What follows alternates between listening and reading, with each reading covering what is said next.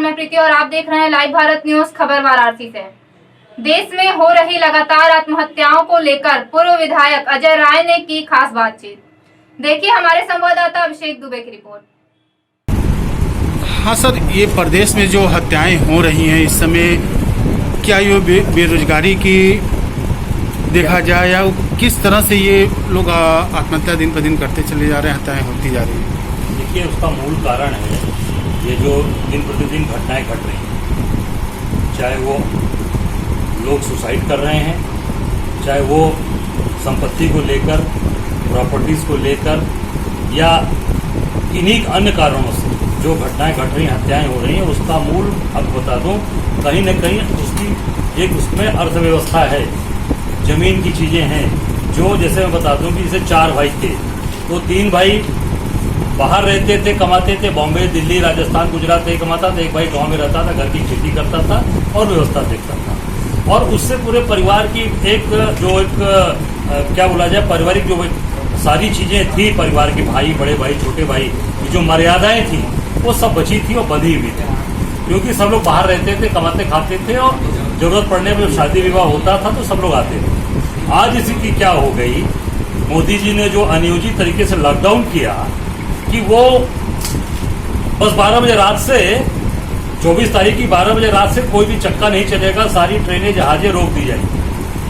और वो जो बाहर गए लोग वो इंतजार करते रह गए, करते करते जब उनके सारे पैसे, सारी चीज़ें खत्म हो गई तो फिर अपने है ना कि मरता क्या न करता, फिर वो बेचारे पदयात्रा करते हुए आए और पूरी तरीके से झेलते हुए उनके पास पैसे, रुपए, यहाँ तक अपने पत्नी के गहने तक बेच दिया, जो भी चांदी के, जो भी उनके पास जेवरात थे, सोने के तो मुश्किल है उनके पास, गरीब लोग थे बेचारे, आए यहाँ पर।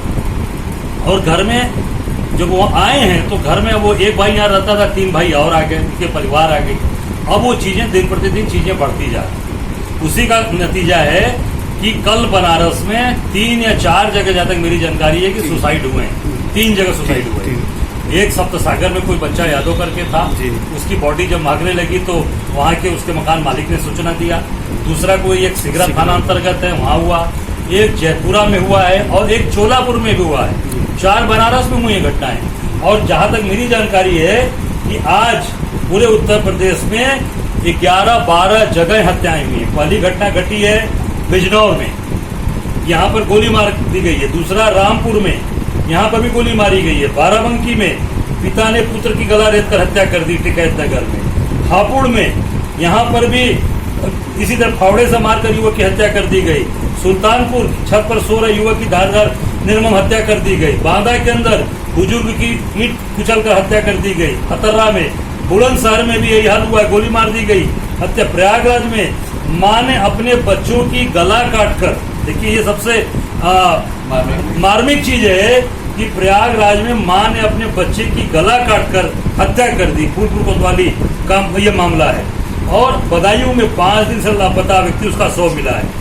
उन्नाव में यही घटना घटी है, गला रेत कर हत्या कर दी गई। बाराबंकी में युवक की धारदार हथियार से निर्मम हत्या कर दी गई।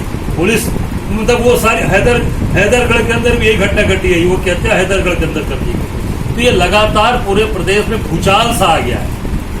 और ये पूरी तरीके से सरकार, योगी सरकार पूरी तरीके से फेल है। पूरी तरीके से ये केवल और केवल झूठी बात जनता को भ्रमित कर रहे हैं। मीडिया में गलत बयान दे रहे हैं, अखबारों में गलत बयान दे रहे हैं कि 25 लाख को नौकरी दे दी गई और कोई आयोग बना दिया गया, और रोज भ्रष्टाचार की चीजें इनकी उजागर हो रही। उसका उदाहरण आपने देखा कि पहले जब ये चला कोरोना का मामला, तो जो उसमें पीपी किट आई थी, वो पीपी किट में भी घोटाला हुआ था, उसको दबा दिया गया। अभी आपने देखा कि शिक्षा के क्षेत्र में भी घोटाला हुआ है। जो 69,000 उसमें जो टॉपर लड़का था वो 150 में से 142 नंबर पाया है, और उसको अपने देश के महामहिम राष्ट्रपति का नाम नहीं मालूम। सोचिए कितनी बड़ी विडंबना है इस प्रदेश की। उसके बाद ये घटनाएं, अनामिका शुक्ला की बात कितनी बड़ी हुई। 25 जगह से तनख्वाह अनामिका शुक्ला कोटा में प्रकट हुई। उन्होंने कहा नहीं, मैं तो बेरोजगार हूँ, ना मेरे पास कोई रोजगार है, ना मेरे पति के पास रोजगार है। ये हालत है प्रदेश की। और बनारस के अंदर भी एक स्वयं मंत्री अपने क्षेत्र के घोटाले का परसों सुना कि वो भी उसको उजागर कर रहे हैं। अरे अगर ये पहले मंत्री जी आप सड़क पर उतरे होते तो ये घोटाले की स्थिति नहीं बनती।